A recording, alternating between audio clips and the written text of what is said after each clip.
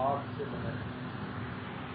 جو نور ہوتا ہے وہ ٹھنڈا ہوتا ہے, جیسے چاند ہے اس کا نور ہے, وہ پھر اس کو معتدل رکھتا ہے, ٹھنڈ پہنچتی رہتی ہے, درمیانہ رہتا ہے, تو اپنے حد سے آگے نہیں بڑھتا. نار کو نور سے ٹھنڈا کیا جاتا ہے, نار سے ٹھنڈی نہیں ہوتی. اب غصہ ہے اور آپ نکال دیں, یہ آپ نے ٹھنڈے نہیں ہوئے, بلکہ نفس ہمارا شیر ہو گیا, میں اندر بڑا کام کرایا.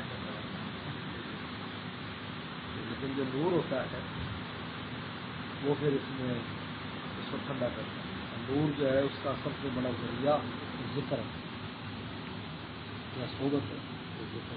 صحبت تو کیونکہ ہر وقت میں اثر نہیں ہے, تو ذکر انسان ہے کر سکتا ہے جانتی ہے. صحبت جو ہے, ذکر جو ہے, اس سے نفس پھر معتدل رہتا ہے. ختم بھی نہیں کرنا, وہ نہیں ہوگا تو ہمیں چلائے گا کون. نفس ہی کہتا ہے روٹی کھاؤ, پانی پیو, یہ کرو, گپے لگاؤ, تو بولو. مارنا بھی نہیں ہے اور اس کو حد سے بھی بڑھنے نہیں دینا.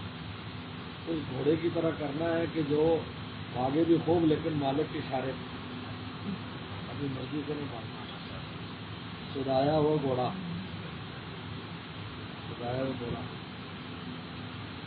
الفرس المعلم, سکھایا ہوا گھوڑا. یہ نور جو ہے نا, نار نور سے علاج ہے.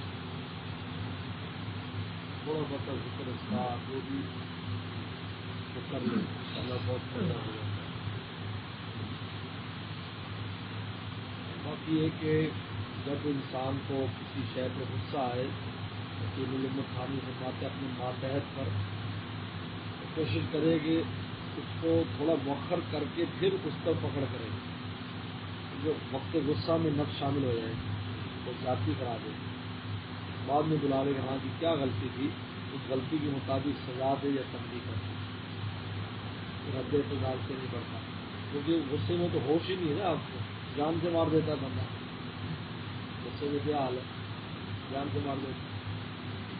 بعد میں ہوگا تو پھر ہلکا پھلکا تھپڑ لگا دے گا یا تھوڑا تنبیہ کر دے گا. بہت اہم ہے یہ.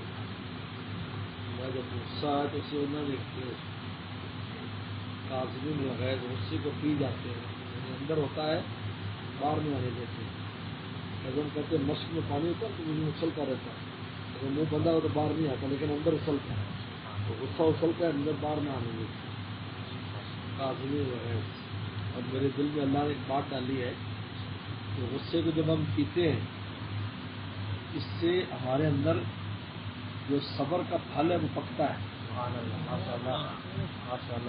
کیونکہ کسی شے کو اگر اچھا پکانا ہو نا جی, اس کی گرمی باہر نہ نکلنے دو, اندر رہنے دو. جیسے کوکر میں گوشت پکتا ہے یا بھٹے میں اینٹیں پکتی ہیں. بھٹے میں اینٹیں کیسے پکتی, وہ بالکل بند, آگ باہر نہیں نکلے, باہر نکلے گی تو پھر تو ختم بات ہے. یہ جو ہم قسم غیظ کرتے ہیں, ہمارے اندر کی جو صلاحیتیں ہیں وہ پکتی ہیں, پختگی پیدا ہوتی ہے, خصوصاً صبر میں. اور صبر اگر سامنے اگر صبر کی کیفیت آئے تو صبر یہ حق کی بنیاد ہے. گناہ سے بچنے میں بھی صبر, نماز روزے میں کرنے پر بھی صبر, اور مسائل میں بھی صبر.